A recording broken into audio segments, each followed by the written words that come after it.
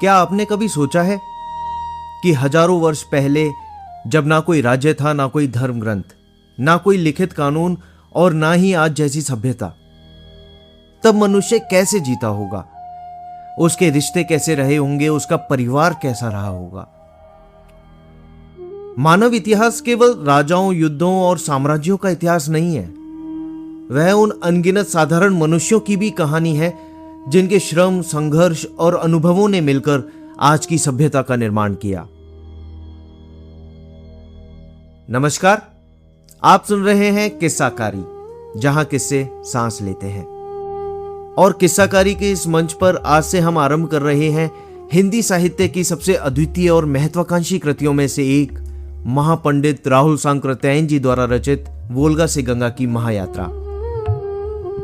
दोस्तों, यह किताब केवल 20 कहानियों का संग्रह नहीं है, बल्कि मानव सभ्यता की हजारों वर्षों की लंबी विकास यात्रा का साहित्यिक पुनर्निर्माण है, जो दर्शाता है कि कैसे आदिम कबीलों का निर्माण हुआ, कैसे इंसान ने मात्र सत्तात्मक समाज से पितृसत्तात्मक समाज तक का सफर तय किया, और कैसे धीरे धीरे संपत्ति और राज्य की अवधारणा ने जन्म लिया।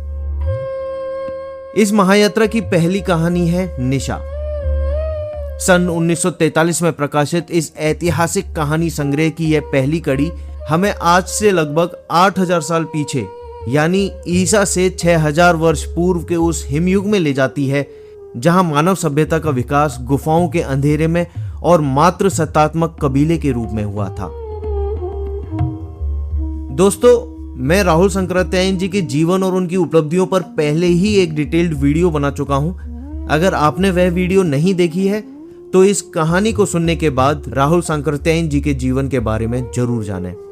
वीडियो का लिंक ऊपर आई बटन में और नीचे डिस्क्रिप्शन बॉक्स में दे दिया है।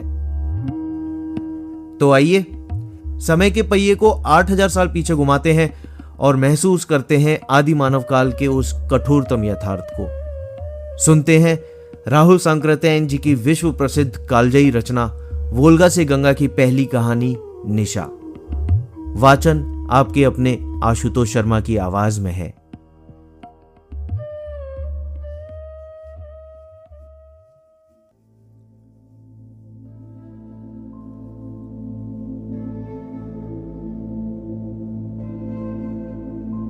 दोपहर का समय है। आज कितने ही दिनों के बाद सूर्य का दर्शन हुआ।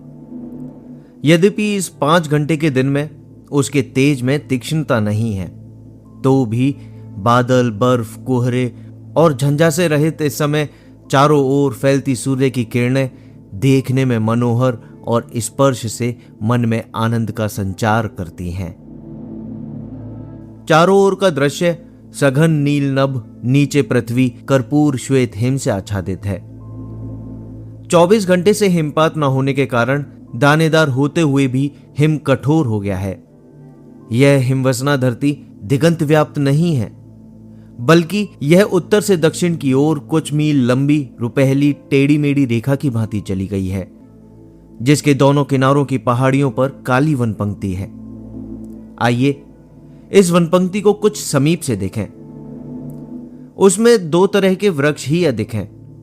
एक श्वेत बलकलधारी किंतु आजकल निष्पन्न भुर्ज यानी भोजपत्र, और दूसरे सरल उक्तुंग समकोण पर शिखाओं को फैलाए अतिहरित या कृष्ण रहित सुई से पत्तों वाले देवदार। वृक्षों का कितना ही भाग हिम से ढका हुआ है। उनकी शाखाओं और स्कंदों पर जहां तहां रुकी हुई बर्फ उन्हें कृष्ण श्वेत बना आंखों को अपनी ओर खींचती है। और भयावनी नीरवता का चारों ओर अखंड राज्य है। कहीं से न झिल्ली की झनकार आती है, न पक्षियों का कलरव, न किसी पशु का ही शोर। आओ पहाड़ी के सर्वोच्च स्थान के देवदार पर चढ़कर चारों ओर देखें। शायद वहां बर्फ, धरती, देवदार के अतिरिक्त और कुछ दिखाई पड़े। क्या यहां बड़े बड़े वृक्ष ही उगते हैं? क्या इस भूमि में छोटे पौधे, घासों के लिए स्थान नहीं है? लेकिन इसके बारे में हम कोई राय नहीं दे सकते। हम जाड़े के 2 भागों को पार कर अंतिम भाग में हैं। जिस बर्फ में ये वृक्ष गड़े हुए से हैं, वह कितनी मोटी है, इसे नापने का हमारे पास कोई साधन नहीं है। हो सकता है यह 8 हाथ या उससे भी अधिक मोटी हो। अब की साल बर्फ भी ज्यादा पड़ रही है, यह शिकायत सभी को है। देवदार के ऊपर से क्या दिखलाई पड़ता है? वही बर्फ, वही वन पंक्ति, वही ऊंची नीची पहाड़ी भूमि। हां, पहाड़ी की दूसरी ओर एक जगह धुआं उठ रहा है। इस प्राणी शब्द शून्य अरण्यानी में धूम का उठना कौतूहलजनक है। चलो वहां चलकर अपने कौतूहल को मिटाएं। धुआं बहुत दूर था, किंतु स्वच्छ निरभ्र आकाश में वह हमें बहुत समीप मालूम होता था। चलकर अब हम उसके नजदीक पहुंच गए हैं। हमारी नाक में आग में पड़ी हुई चर्बी तथा मांस की गंध आ रही है, और अब तो शब्द भी सुनाई दे रहे हैं। ये छोटे बच्चों के शब्द हैं। हमें चुपचाप पैरों तथा सांसों की भी आहट न देकर चलना होगा, नहीं तो वे जान जाएंगे और फिर न जाने किस तरह का स्वागत वे खुद या उनके कुत्ते करेंगे। हां, सचमुच ही छोटे छोटे बच्चे हैं। उनमें सबसे बड़ा 8 साल से अधिक का नहीं है, और छोटा तो 1 वर्ष का ही है। आधे दर्जन लड़के और एक घर में। घर नहीं, यह स्वाभाविक पर्वत गुहा है, जिसके पार्श्व और पिछले भाग अंधकार में कहां तक चले गए हैं, इसे हम नहीं देख रहे हैं और न देखने की कोशिश करनी चाहिए। और सयाने आदमी, एक बुढ़िया जिसके सन जैसे धूमिल श्वेत केश उलझे और जटाओं के रूप में इस तरह बिखरे हुए हैं कि उसका मुंह उसमें ढका हुआ है। अभी बुढ़िया ने हाथ से अपने केशों को हटाया। उसकी भौहें भी सफेद हैं। श्वेत चेहरे पर झुर्रियां पड़ी हुई हैं, जो जान पड़ती हैं सभी मुंह के भीतर से निकल रही हैं। गुहा के भीतर आग का धुआं और गर्मी भी है, खासकर जहां बच्चे और हमारी दादी है। दादी के शरीर पर कोई वस्त्र नहीं, कोई आवरण नहीं। उसके दोनों सूखे से हाथ पैरों के पास धरती पर पड़े हुए हैं। उसकी आंखें भीतर धसी हैं और हल्के नीले रंग की पुतलियां निस्तेज शून्य सी हैं, किंतु बीच बीच में उनमें तेज उछल जाता है, जिससे जान पड़ता है कि उनकी ज्योति बिल्कुल चली नहीं गई है। कान तो बिल्कुल चौकन्ने मालूम होते हैं। दादी लड़कों की आवाज को अच्छी तरह सुन रही जान पड़ती है। अभी एक बच्चा चिल्लाया, उसकी आंख इधर घूमी। 1.5 बरस के 2 बच्चे हैं, जिनमें एक लड़का और एक लड़की। कद दोनों के बराबर हैं। दोनों के केश जरा सा पीलापन लिए सफेद हैं, बुढ़िया की भांति, किंतु ज्यादा चमकीले, ज्यादा सजीव। उनका शरीर पीवर पुष्ट अरुण गौर, उनकी आंखें विशाल, पुतलियां घनी नीली। लड़का चिल्लाकर रो रहा है। लड़की वहीं खड़ी छोटी हड्डी को मुंह में डाले चूस रही है। दादी ने बुढ़ापे के कंपित स्वर में कहा, अगेन आ, यहां आ, अगेन दादी यहां। अगेन उठ नहीं रहा था। उस समय एक 8 बरस के लड़के ने आकर उसे गोद में ले दादी के पास पहुंचाया। इस लड़के के केश भी छोटे बच्चे के से ही पांडु श्वेत हैं, किंतु वे अधिक लंबे, उनमें अधिक लटें पड़ी हुई हैं। उसके आपाद नग्न शरीर का वर्ण भी वैसा ही गौर है, किंतु उतना पीवर नहीं है, और उसमें जगह जगह काली मैल लिपटी हुई है। बड़े लड़के ने छोटे बच्चे को दादी के पास खड़ा कर कहा, दादी, रोचना ने हड्डी छीनी, अगिन रोता। लड़का चला गया। दादी ने अपने सूखे हाथों से अगिन को उठाया। वह अब भी रो रहा था। उसके आंसुओं की बहती धारा ने उसके मैले कपोलों पर मोटी रेखा खींच दी थी। दादी ने अगिन के मुंह को चुम पुचकार कर कहा, अगिन मत रो, रोचना को मारती हूं। और एक हाथ को नंगी किंतु वर्षों के चर्बी से सिक्त फर्श पर पटका। अगिन का ऊ अब भी बंद ना था, और ना बंद थे आंसू। दादी ने अपनी मैली हथेली से आंसुओं को पोंछते हुए अगिन के कपोलों की अरुण पंक्ति को काला बना दिया। फिर रोते अगिन को बहलाने के लिए सूखे चमड़े के भीतर झलकती हुई ठठरियों के बीच कुम्हड़े की सूखी बत्तियों की भांति लटकते चर्म में स्तन को लगा दिया। अगिन ने स्तन को मुंह में डाला। उसने रोना बंद कर दिया। उसी समय बाहर से बातचीत की आवाज आने लगी। उसने शुष्क स्तन से मुंह खींचकर ऊपर झांका। किसी की मीठी सुरीली आवाज आई, अगेन। अगेन फिर रो उठा। दो जनियों यानी स्त्रियों ने सिर पर लदे लकड़ी के गट्ठर को एक कोने में पटका। फिर एक रोचना के पास, दूसरी अगिन के पास भाग गई। अगिन ने और रोते हुए मां मां कहा। मां ने दाहिने हाथ को स्वतंत्र रखते हुए दाहिने स्तन के ऊपर शाही के कांटे से गुथे सफेद बैल के सरूम चमड़े को खोलकर नीचे रखा।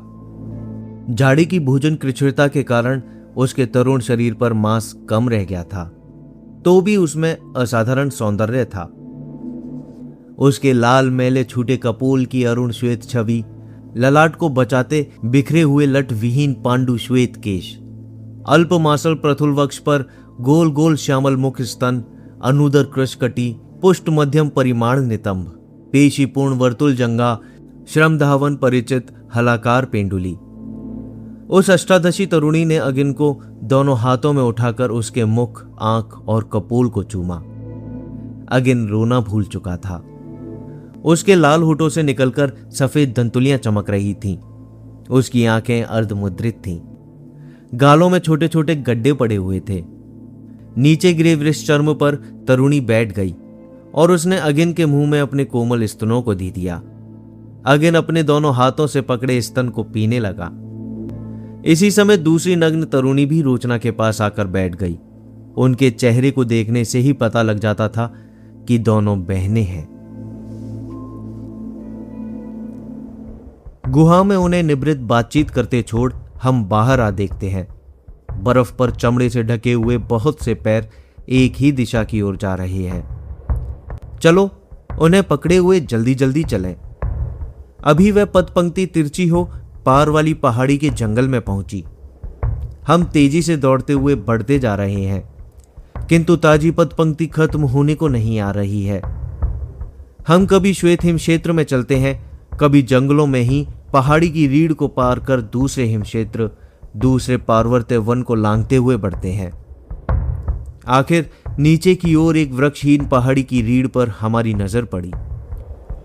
वहां नीचे से उड़ती श्वेत हिमराशि नील नभ से मिल रही है और उस नील नभ में अपने को अंकित करती हुई कितनी ही मानव मूर्तियां पर्वत पृष्ठ की आड़ में लुप्त हो रही हैं।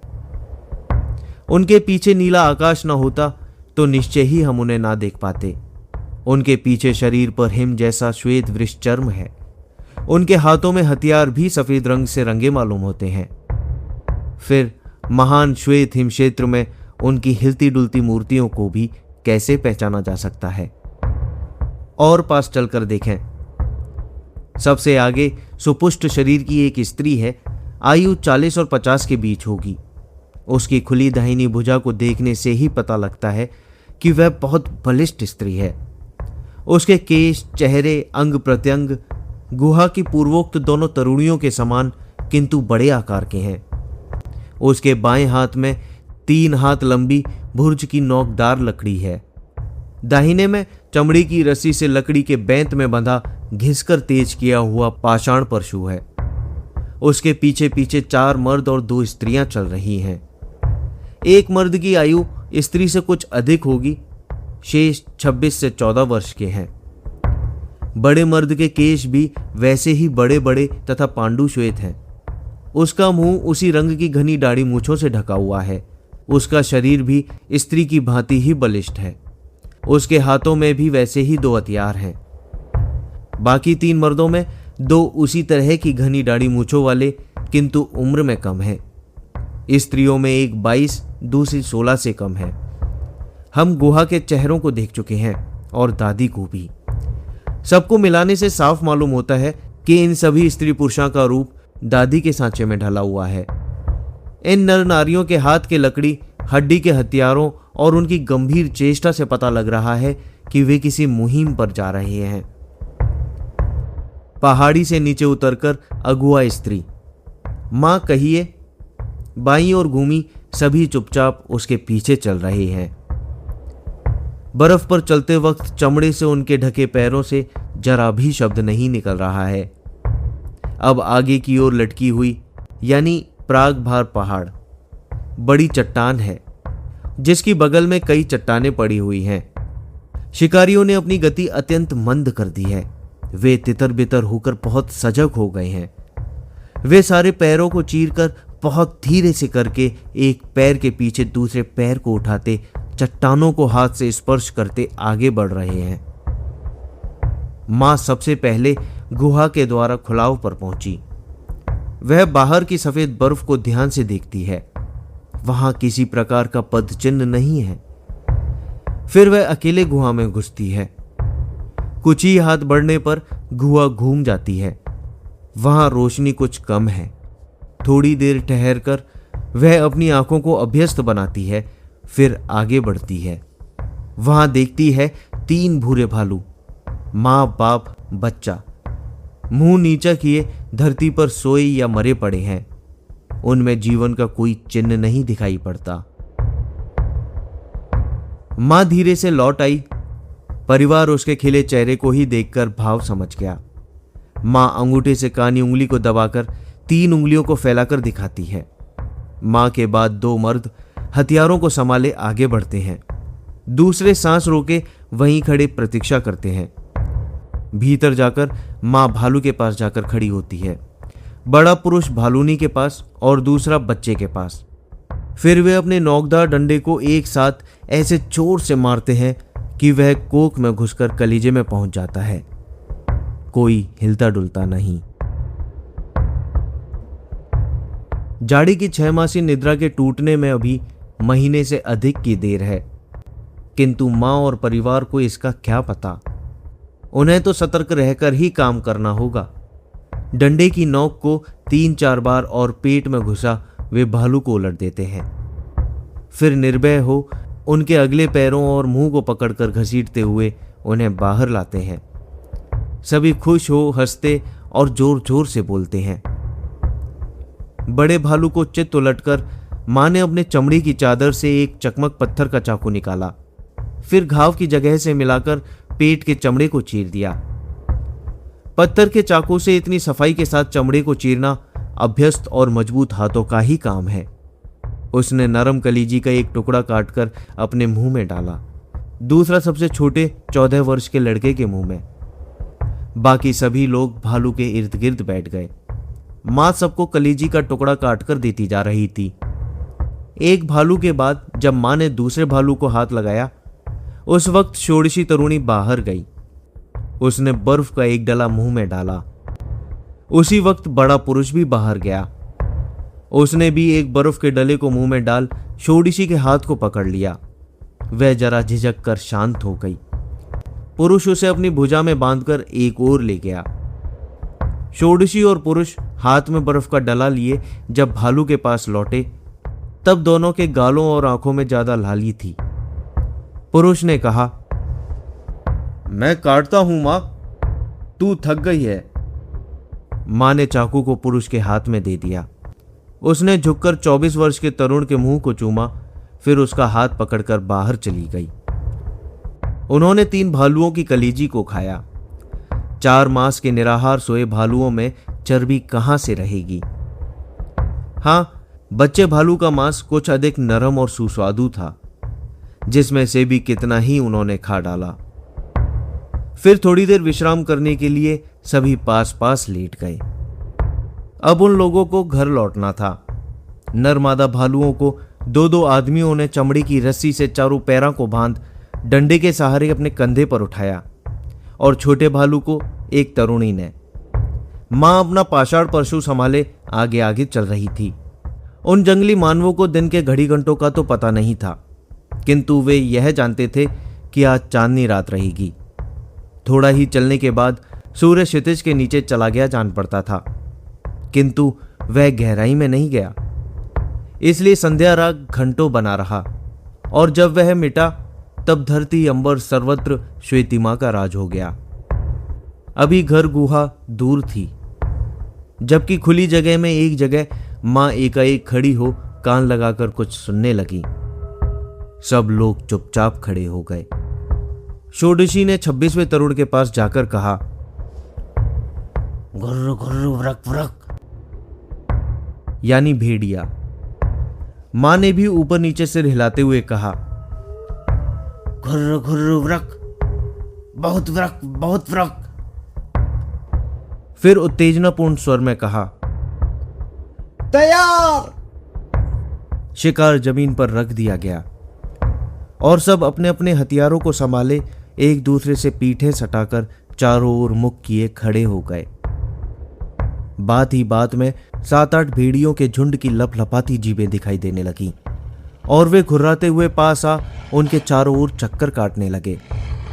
मानवों के हाथ में लकड़ी के भाले और पाषाण परशु देख वे हमला करने में हिचकिचा रहे थे। इसी समय लड़के ने, जो घेरे के बीच में था, अपने डंडे में बंधी एक लकड़ी निकालकर कमर से बंधी चमड़ी की पतली रस्सी को चढ़ा कमान तैयार की। फिर न जाने कहां से छिपाए हुए तीक्ष्ण पाषाण फल वाले बाण को निकालकर 24 पुरुषों के हाथ में थमा उसे भीतर कर खुद उसकी जगह आकर खड़ा हो गया। 24 पुरुष ने प्रत्यंचा को और कसा, फिर तान कर टंकार के साथ बाण छोड़ एक भेड़िए की कोख में मारा। भेड़िया लुढ़क गया, किंतु फिर संभल कर जिस वक्त वह अंधाधुंध आक्रमण की तैयारी कर रहा था, उसी वक्त उस पुरुष ने दूसरा बाण छोड़ा। अब की भेड़िए को घाव करारा लगा था। उसे निश्चल देख दूसरे भेड़िए उसके पास पहुंच गए। पहले उन्होंने उसके शरीर से निकलते हुए गर्म खून को चाटा, फिर वे उसे काटकर खाने लगे। उन्हें खाने में व्यस्त देख फिर लोगों ने शिकार उठाया और सतर्कता के साथ दौड़ते हुए आगे बढ़ना शुरू किया। अब की बार मां सबसे पीछे थी और बीच बीच में घूम घूम कर देखती जाती थी। आज बर्फ नहीं पड़ी थी, इसलिए उनके पैरों के चिन्ह चांदनी रात में रास्ते को अच्छी तरह बता सकते थे।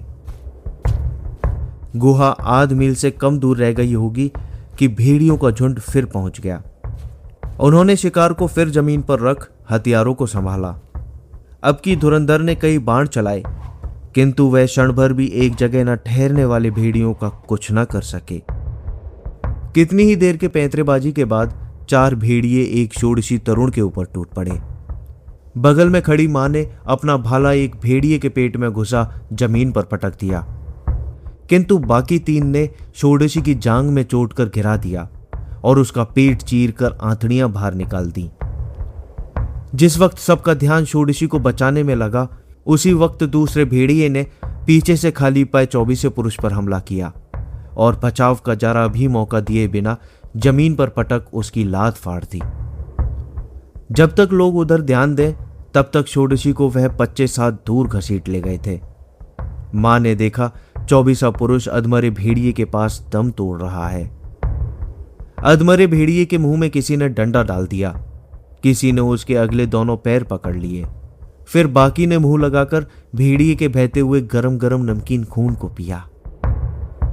मां ने गले की नाड़ी काटकर उनके काम को और आसान बना दिया।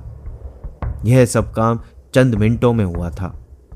लोग जानते थे कि षोडशी की तुक्का बोटी कर चुकने के बाद ही भेड़िए हम पर आक्रमण करेंगे। उन्होंने मृत 24 पुरुष को वहीं छोड़ 3 भालुओं और मरे हुए भेड़िए को उठाकर दौड़ना शुरू किया और वे सही सलामत गुहा में पहुंच गए। आग धाए धाए जल रही थी, जिसकी लाल रोशनी में सभी बच्चे तथा दोनों तरुणियां सो रही थीं। दादी ने आहट पाते ही कांपती किंतु गंभीर आवाज में कहा, निशा आ गई?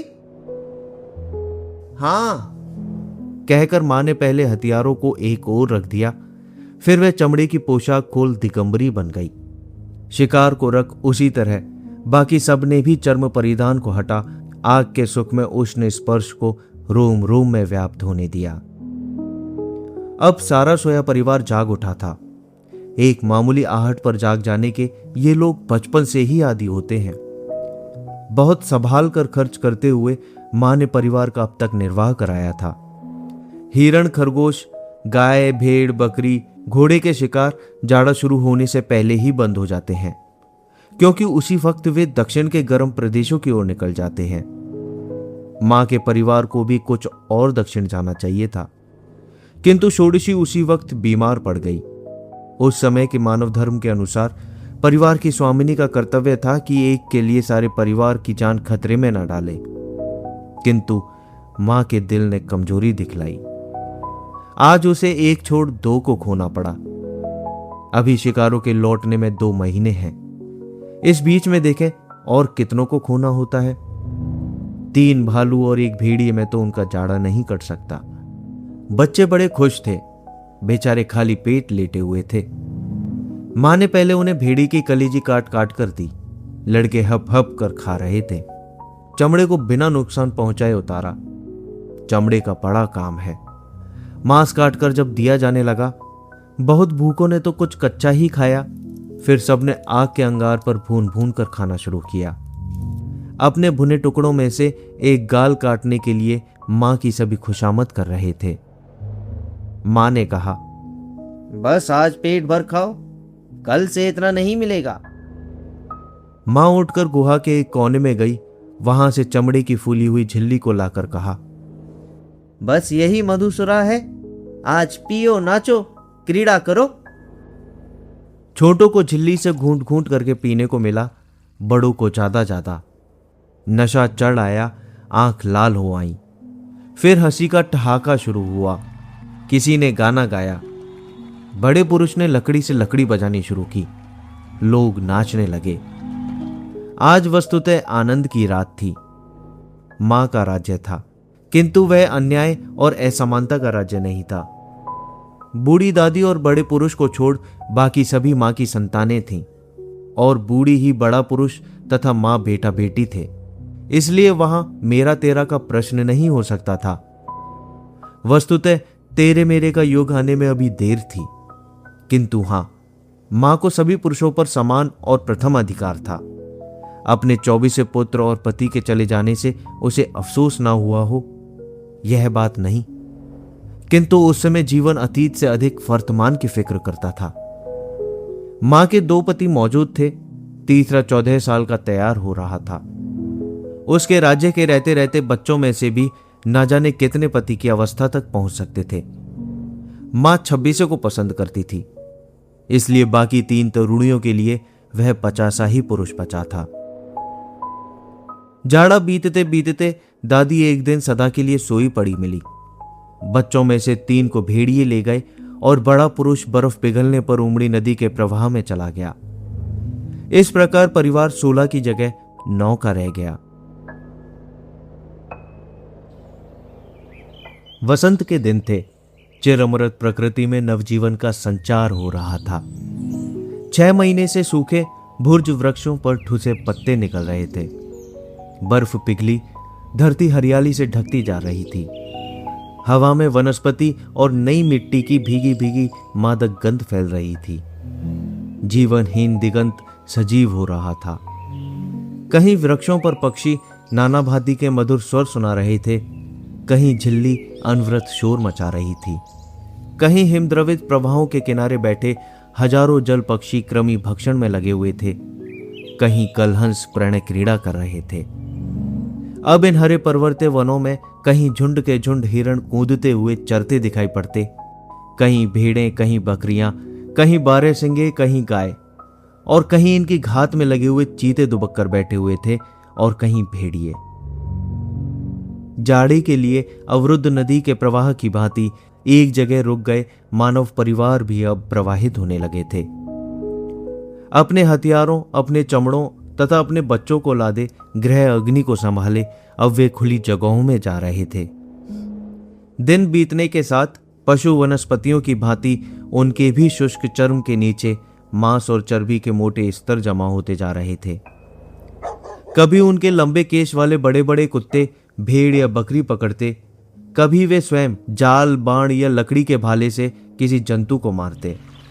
नदियों में भी मछलियां थीं, और इस वोल्गा के ऊपरी भाग के निवासियों के जाल आजकल कभी खाली बाहर नहीं आते थे। रात में अब भी सर्दी थी, किंतु दिन गर्म था, और निशा परिवार यानी मां का नाम निशा आजकल कई दूसरे परिवारों के साथ वोल्गा तट पर पड़ा हुआ था। निशा की भांति ही दूसरे परिवारों पर भी उनकी माताओं का शासन था, पिता का नहीं। वस्तुतः वहां किसका पिता कौन है यह बतलाना असंभव है। निशा को 8 पुत्रियां और 6 पुत्र पैदा हुए, जिसमें 4 लड़कियां और 3 पुत्र अब भी उसकी 55 वर्ष की अवस्था में मौजूद हैं। इनके निशा संतान होने में संदेह नहीं, क्योंकि इसके लिए प्रसव का साक्ष्य मौजूद है। किंतु उनका बाप कौन है, इसे बताना संभव नहीं है। निशा के पहले जब उसकी मां बूढ़ी दादी का राज्य था, तब बूढ़ी दादी उस वक्त प्रौढ़ा के कितने ही भाई पति, कितने ही पुत्र पति थे, जिन्होंने कितनी ही बार निशा के साथ नाचकर गाकर उसके प्रेम का पात्र बनने में सफलता पाई थी। फिर स्वयं रानी बन जाने पर निशा की निरंतर बदलती प्रेमाकांक्षा को उसके भाई या सयाने पुत्र ठुकराने की हिम्मत नहीं रखते थे। इसलिए निशा के जीवित 7 संतानों में किसका बाप कौन है, यह कहना असंभव है। निशा परिवार में आज वही सबसे बूढ़ी और प्रभुताशालिनी भी है। यद्यपि यह प्रभुता देर तक रहने वाली नहीं है। वर्ष 2 वर्ष में वह स्वयं बूढ़ी दादी बनने वाली है, और तब सबसे बलिष्ठ निशा पुत्री लेखा का राज्य होने वाला है। उस वक्त लेखा की बहनों से उसका झगड़ा जरूर होगा। जहां हर साल परिवार के कुछ आदमियों को भेड़िए या चीते के जबड़ों, भालू के पंजों, बैल के सींगों, वोल्गा की बाड़ों के भेंट चढ़ना है, वहां परिवार को क्षीण होने से बचाना हर रानी माता का कर्तव्य है। तो भी ऐसा होता आया है कि लेखा की बहनों में से 1 या 2 अवश्य स्वतंत्र परिवार कायम करने में समर्थ होंगी। यह परिवार वृद्धि तभी रुकती यदि अनेक वीर्य के एक क्षेत्र होने की भांति अनेक रज का भी एक वीर्य क्षेत्र होता। परिवार की स्वामिनी निशा अपनी पुत्री लेखा को शिकार में बहुत सफल देखती है। वह पहाड़ियों पर हिरणों की भांति चढ़ जाती है। उस दिन एक चट्टान पर बहुत ऊंचे ऐसी जगह पर एक बड़ा मधुछत्र दिखाई पड़ा, जहां रीछ भी उसे खा नहीं सकता था। लेकिन लेखा ने लट्ठे पर लट्ठे बांधे, फिर छिपकली की भांति सरकती रात को उसने मशाल से छत्ते की विषैली बड़ी बड़ी मधुमक्खियों को जलाकर उसमें छेद कर दिया।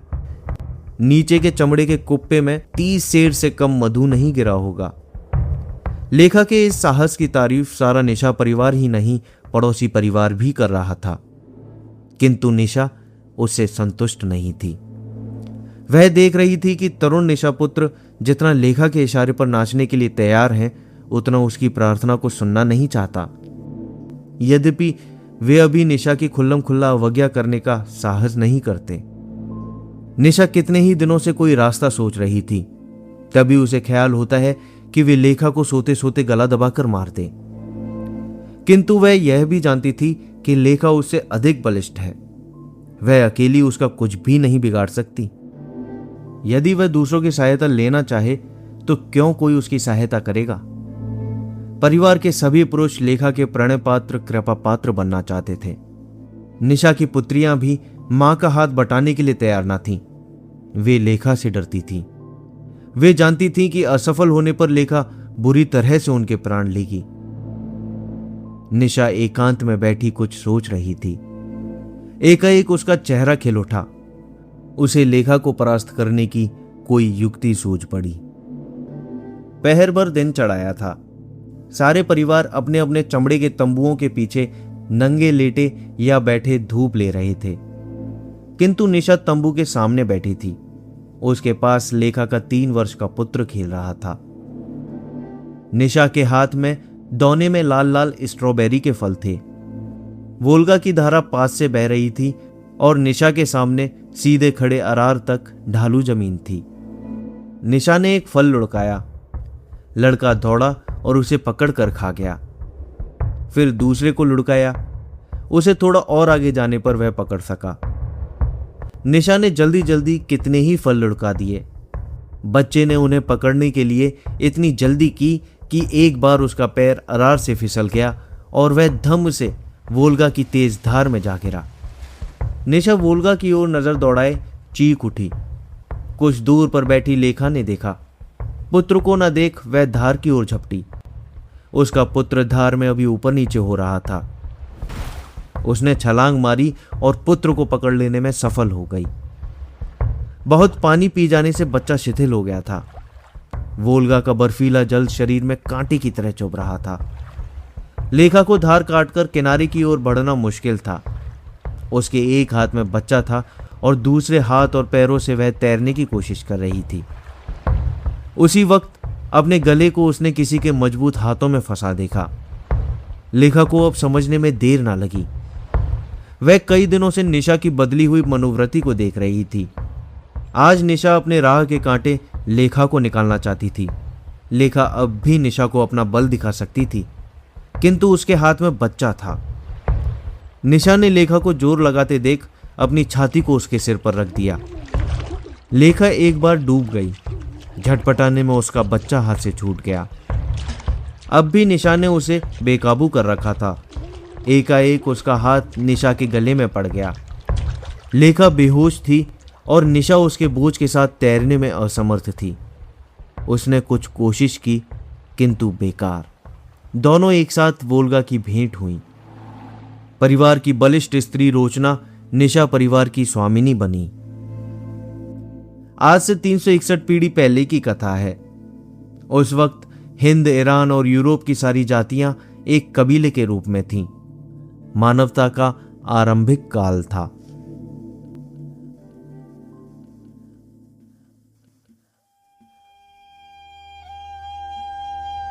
अभी आप सुन रहे थे राहुल संक्रांतियन जी का लिखा कहानी संग्रह वोल्गा से गंगा की पहली कहानी निशा। दोस्तों, निशा सिर्फ एक आदिम युग की कहानी नहीं है। यह इंसान के उस वक्त का आईना दिखाती है जब हमारे पास धर्म, जमीन या संपत्ति का कोई लालच नहीं था। इंसान का इकलौता मकसद सिर्फ और सिर्फ एकजुट होकर जिंदा बचना था। और सबसे महत्वपूर्ण बात यह है कि प्रकृति के उस सबसे खूंखार और बेरहम रूप से लड़ने के लिए भी कुदरत ने नेतृत्व एक स्त्री को सौंपा था। मात्र सत्तात्मक समाज कोई थोपा हुआ नियम नहीं था, बल्कि इंसान के जिंदा रहने की सबसे स्वाभाविक और पहली शर्त थी। मैं आप सभी के विचार जानना चाहता हूं। जब इंसानियत अपने सबसे सच्चे और कच्चे रूप में थी, तब समाज की बागडोर एक स्त्री के हाथों में थी और सब बराबर थे।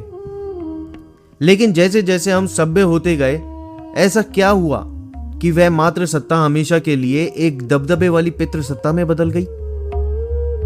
क्या चीजों पर कब्जा करने की हमारी फितरत ने हमसे हमारी वह आदिम समानता छीन ली? इस पर आपका क्या नजरिया है? कमेंट्स में मेरे साथ अपने विचारों को जरूर साझा करें। मुझे आपका दृष्टिकोण जानने का हमेशा इंतजार रहता है। वोल्गा से गंगा इस महायात्रा की सभी कहानियां आपको हर बुधवार सुबह 8 बजे मिलेंगी और शनिवार रात 8 बजे की हमारी हिंदी साहित्यिक कहानियों की परंपरा भी कायम रहेगी। अगर आप अपने पसंदीदा किसी रचनाकार की कहानी इस चैनल पर सुनना चाहते हैं तो मुझे अपने सुझाव जरूर दें। साहित्य की इस यात्रा को अपना प्यार देने के लिए वीडियो को लाइक करें, इसे अपने साहित्य प्रेमी दोस्तों के साथ जरूर साझा करें और चैनल को सब्सक्राइब करना ना भूलें। आप सुन रहे थे किस्साकारी, आपके अपने आशुतोष शर्मा की आवाज में। जल्द ही फिर मुलाकात होगी। तब तक अपना और अपनों का ख्याल रखें। धन्यवाद।